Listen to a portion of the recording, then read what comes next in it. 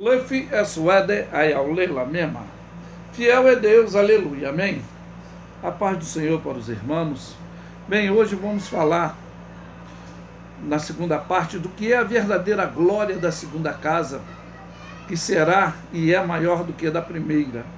Nós vamos usar como base aqui o Evangelho segundo São João, capítulo 2, o versículo 13 em diante, que declara nitidamente a realidade desses fatos, que diz: e estava próximo a Páscoa dos judeus, e Jesus subiu a Jerusalém, e achou no templo os que vendiam bois, ovelha, pombo, os cambiadores assentados, e tendo ele um azorrague de cordéis, lançou todos fora do templo, bem como os bois, ovelha, espalhou o dinheiro dos cambiadores e derribou as mesas. E disse aos que vendiam pombo: tirai-o daqui, esse não façais da casa de meu pai casa de venda. E seus discípulos lembraram-se do que está escrito: o zelo da tua casa me devorará. E respondendo, pois, os judeus e disseram: qual é o sinal nos mostra para fazer-lhes isso? E Jesus respondeu-lhe e disse: derribai esse templo e em 3 dias o levantarei. E disseram, pois, os judeus: em 46 anos foi edificado esse templo, e tu levantarás em 3 dias? Foi a interrogativa da ignorância deles. E ele vos falava do templo do seu corpo. Quando, pois, ressuscitou dos mortos, seus discípulos lembraram-se do que lhes havia dito isso, e creram na Escritura, na palavra de Jesus tinha-lhe dito. Estando ele em Jerusalém pela Páscoa, durante a festa, muitos, vendo os sinais que faziam, creram, e em nome do mesmo Jesus não confiavam neles, porque todos o conheciam. Não necessitava de que alguém testificasse do homem, porque ele bem sabia o que havia no homem. Bem, amados, nós vamos ressaltar uns pontos aqui, que existe essas mesmas passagens nesses evangelhos sinóticos, de forma diferente, mas eu quero destacar os pontos que vamos observar. No livro de Mateus, diz que os meninos clamavam, ou seja, Hosana, filho de Davi. E quando houve esses sinais, o que incomodou, o que causou a indignação oposta, foi os louvores da exaltação a Jesus. Outra observação também, no Evangelho do livro de São Marcos, ele deixa bem claro o que foi falado aqui. Ora, a casa é casa de oração, e não covil de ladrão. E uma das causas que os escribas, os principais do sacerdote, buscavam ocasião para o matar, foi porque ele literalmente deixou bem claro que a casa do Pai era casa de oração, não covil de ladrões.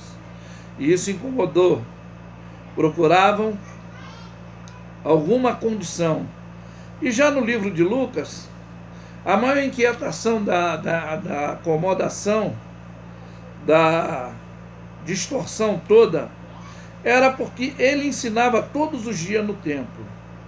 E isso é que foi, por eles articularam, lógico que com permissão da palavra de Deus para se cumprir o que nós estamos falando, e eles não entenderam, e eles classificaram que Jesus falava acerca da sua morte e ressurreição, não da construção que foi feita em 46 anos, a qual eles se indignaram, eles ficaram embasbacados sem entender. Mas na realidade, a miséria da desgraça era a cegueira espiritual permanente e não podiam discernir a realidade desses fatos que estava sendo argumentado. Como o apóstolo Paulo também descreve no capítulo 5 de 2 Coríntios, no versículo 5 de 2 Coríntios, capítulo 5, versículo 17, e ele vai dizer bem nitidamente: se alguém está em Cristo Jesus, nova criatura é, as coisas velhas se passaram, eis que tudo se fez novo. É por isso que os apóstolos muitas coisas foi aprender depois da conversão, depois da morte, depois da ressurreição de Cristo. Eles vieram entender muitas coisas que estava obscura para eles, não porque Jesus não era nítido para com eles, não era claro com eles, mas eles mesmos não tinham essa perceptividade de entender o que se declarava. Bom, para nós termos um entendimento maior, vamos ler aqui também em 1 Tessalonicenses, o capítulo 4, a respeito dessa exortação e esse ensinamento acerca dessa ressurreição, que eles só vieram ter entendimento muito depois. E aqui vai dizer acerca da ressurreição e a vinda de Cristo: não quero, pois, irmãos, que sejais ignorantes acerca dos que já dormem, para que não vos entristeçais como os que demais, que não têm esperança. Porque se cremos que Jesus morreu e ressuscitou, assim também os que em Jesus dormem, e Deus os tornará a trazer com ele. E dizendo-vos, pois, essa palavra do Senhor, que nós, os que ficarmos vivos para a vinda do Senhor, não procederemos os que dormem, porque o mesmo Senhor descerá do céu, com alarido, com voz de arcanjo, e com a trombeta de Deus, e os que morrerem em Cristo ressuscitarão primeiro. Depois nós, os que ficarmos vivos, seremos arrebatados juntamente com eles, e nas nuvens o encontraremos o Senhor nos ares. Assim estaremos com ele para sempre, porquanto consolai uns aos outros com essa palavra. Então, quando Jesus falou, derriba esse templo, e em 3 dias eu edifico, a ignomia que permanecia era eles não terem entendimento desse corpo corruptível que teria e seria desfeito, assim como houve a entrada do pecado e a palavra determinada foi: ao pó volte a terra como era antes, e o Espírito a Deus que o deu.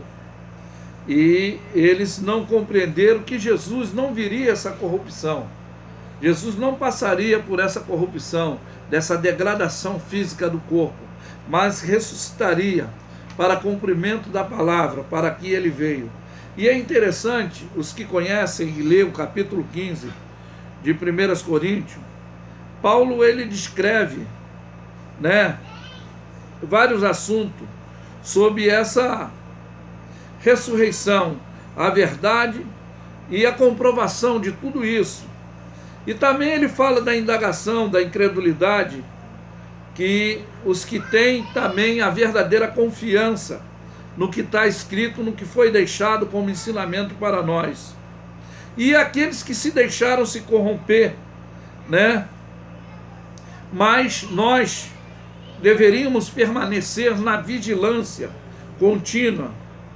Então essa permanência fala acerca do corpo corruptível e do corpo incorruptível, era do que estava se tratando naquele exato momento. E Paulo, nesse capítulo de 1 Coríntios, ele descreve bem nitidamente para nós, coisa que eles não poderiam entender, e muito menos os discípulos teriam a capacidade de entendimento, só tiveram depois, como está no texto, depois da morte e da ressurreição, captaram o que eles estavam falando. E para nós, Paulo, ele nos mostra essa condição, fala acerca do corpo corruptível e do corpo incorruptível. Ele fala de corpo celeste, de corpo terrestre, e do final do seu reinado, a entrega ao seu Pai. Ele diz a respeito da aniquilação da morte, ele fala a respeito de tudo isso, ele nos ensina, né, que essa submissão foi sujeita a todas as coisas, que está no domínio, que está debaixo dos seus pés, ou seja, do seu legado ministerial, que esse é o ministério da verdade, que é ensinado nesse capítulo, conforme eu falei, 1 Coríntios capítulo 15.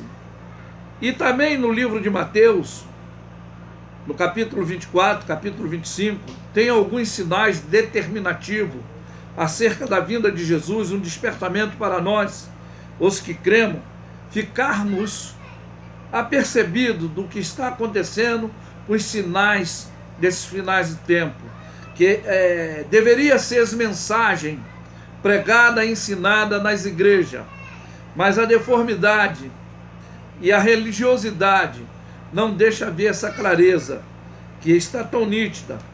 E ele descreve também, segundo a Tessalonicenses, no capítulo 2, fala acerca da vinda, de Cristo, e que é precedida a manifestação. Olha só, esse acontecimento da manifestação do anticristo, a sua tripsiologia, terrena, esse poder luciferiano será demonstrado pela besta, o falso profeta e o anticristo, como descreve também o Apocalipse.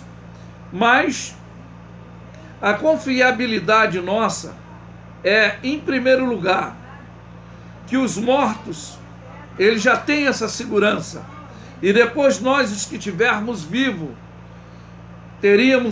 vamos ter esse livramento, que será o arrebatamento, e está sim na glória da segunda casa, porque será maior do que a da primeira, porque o corpo corruptível, ele será destruído, mas receberemos um corpo celeste. Vamos deixar esse corpo terreno para receber o corpo espiritual, o que significa o corruptível transformando-se no incorruptível. A promessa a quem crê e for batizado diz que será salvo, mas aquele que não crê já está condenado. E o convite dele também é quando ele ainda dá uma chance, em Mateus no capítulo 11, de 28 a 30, ele lança um convite, talvez para você que porventura vai ver esse vídeo, vai ver essa mensagem, talvez não está tendo entendimento, mas o convite está aqui lançado: vinde a mim todos vós que estás cansado. Bom, sem acepcionalidade, ele não faz acepção.